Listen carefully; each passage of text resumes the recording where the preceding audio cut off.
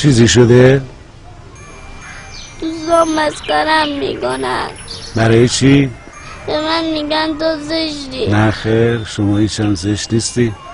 شما زیباترین دختری هستی که تا به حال من دیدم. واقعا؟ بله.